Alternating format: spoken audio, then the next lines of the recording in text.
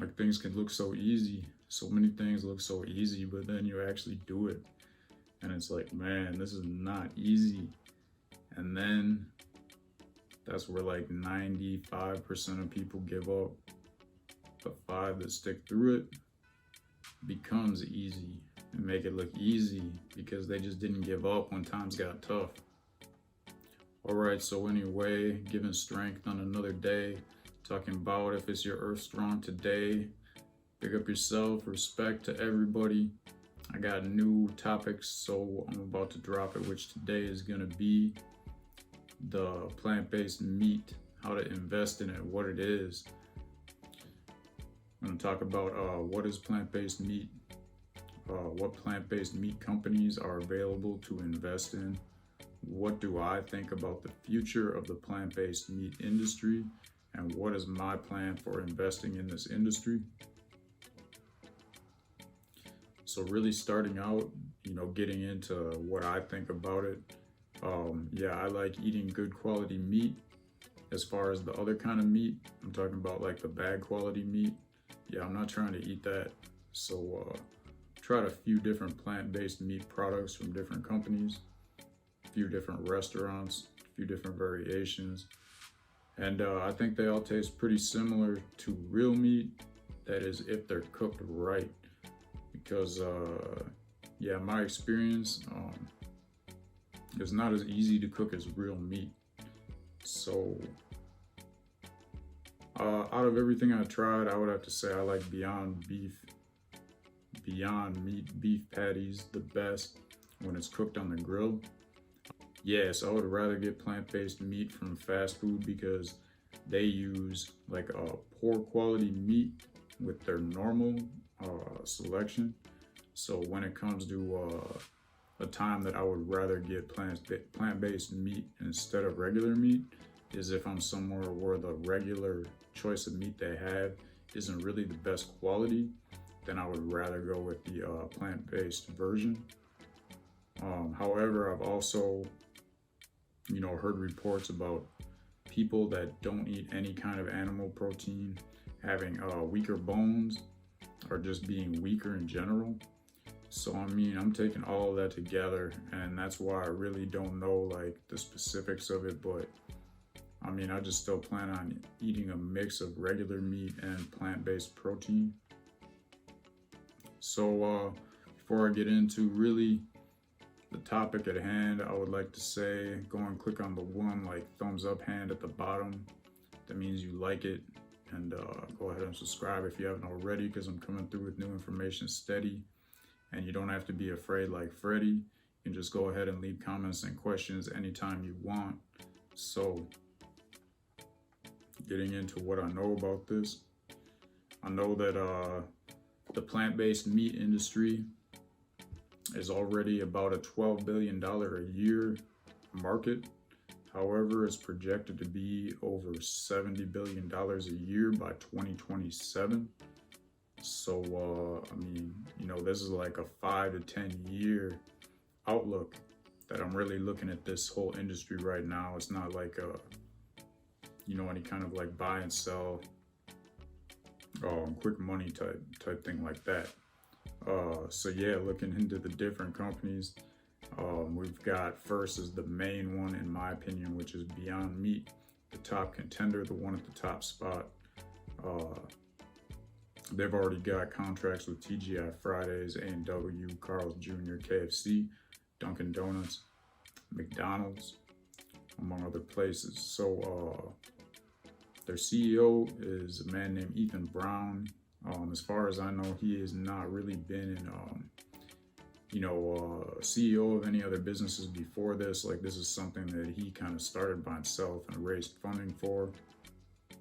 Really, his vision and goals for the company are to make it easier for people to reduce their consumption of animal protein.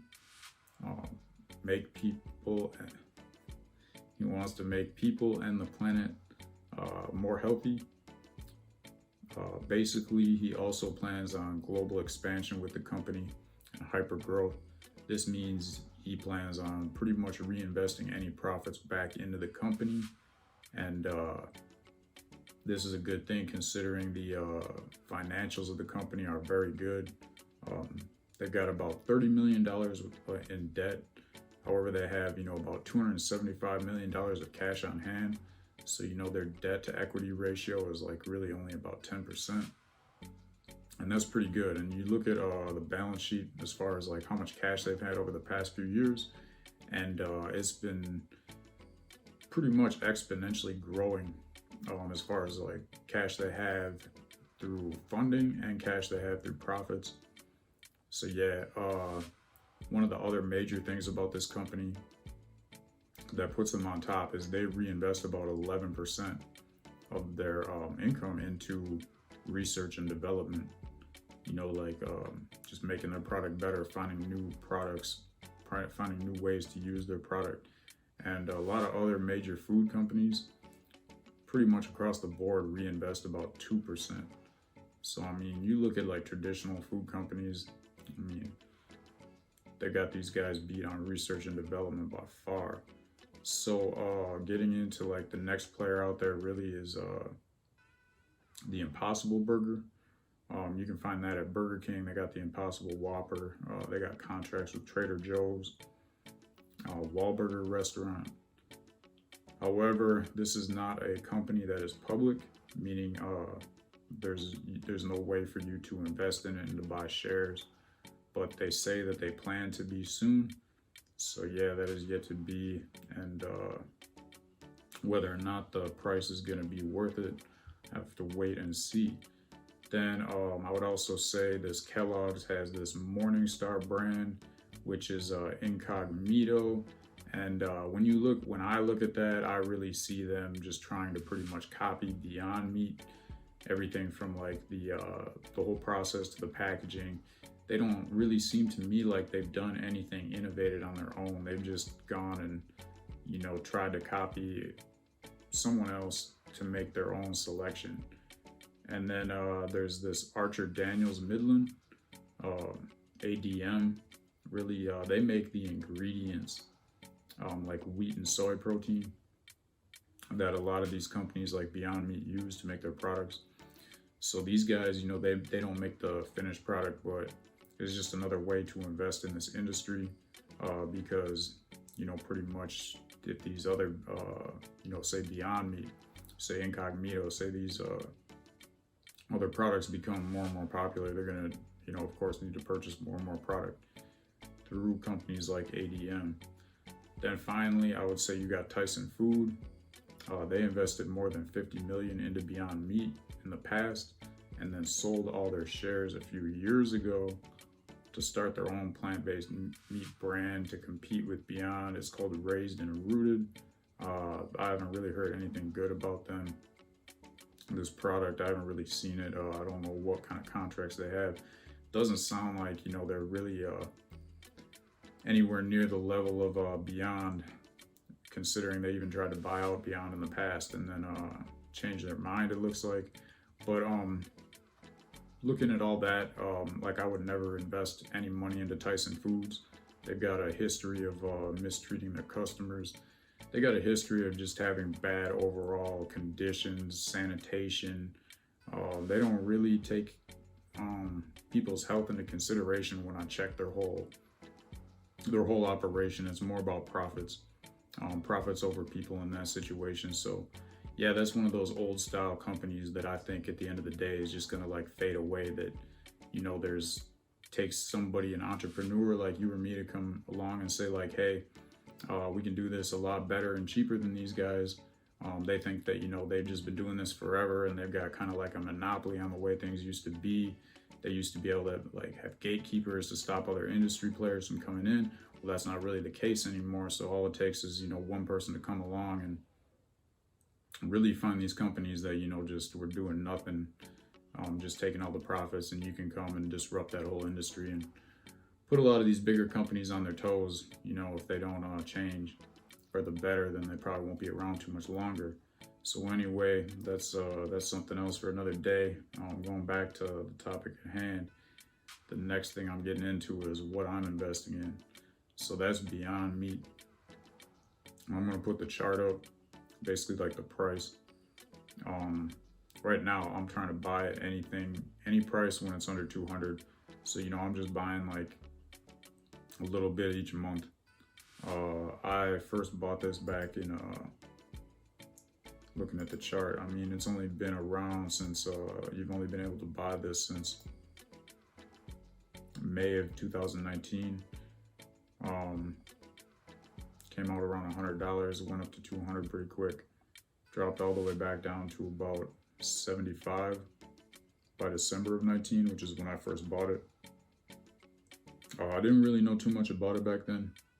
This is when I first, you know, heard about this company. They just started to get like their first deal with a restaurant. Because I didn't know too much about it and it shot up kind of quick, I just made a quick trade and got out of it and made a small profit. And then didn't really pay attention to it again until after the pandemic, which saw it drop down to about a little under 70, but quickly shot all the way back up to like 130. And that's when I saw they started to really have a lot more contracts with new restaurants, and I tried it for the first time. Not only did I try it through like a restaurant, but I also tried it buying the actual product and cooking it myself, which I would have to say both of them to me are good experience. I'll be purchasing it again. So basically, that got me doing more research on the company, which is you know, the research I did before I put this video together, because I'm always trying to provide new information about what I'm learning, about the path I'm taking, so other people can see what I'm doing, and hopefully benefit from that. Hopefully learn something, even if they don't make money off the information that I have here. So yeah, you know, I'm just trying to show people a way to make not just investing in markets, but all kinds of ways to make money. Just happens to be right now that this is one of the main things that I'm learning on, one of the main things that I'm focused on. So anyways, yeah, right now we're sitting at about 141. Just bought a little bit more, and like I said, I think anything under 200 really to me is a good spot to buy. After that, I would have to reevaluate, because like I see this going, you know, somewhere in the next 5 to 10 years being at like 500 to 1,000. So that's why, you know, I'm not planning on selling this anytime soon. So I'm looking at the long term, I'm like, okay, well, if I believe this is going to be anywhere from 500 to 1,000, then anything I'm buying under $200 right now to me makes pretty good sense. So, you know, if it goes lower, that's awesome. If it goes up, that's cool still. As long as it's under 200, I'm going to keep buying it, and hopefully, you know, it stays under 200 longer, so I have more opportunity over time to accumulate more. Because yeah, I think this could be one of the better out of everything, say I bought this year. I think this has the potential, you know, in the next 5 to 10 years to be one of the biggest gains that I get. So all right, so you know, that's it for right now. Hopefully you found a way how you can make more money, how you can double up, how you can flip it, how you can reinvest into more, so you don't have to be sitting on the floor wondering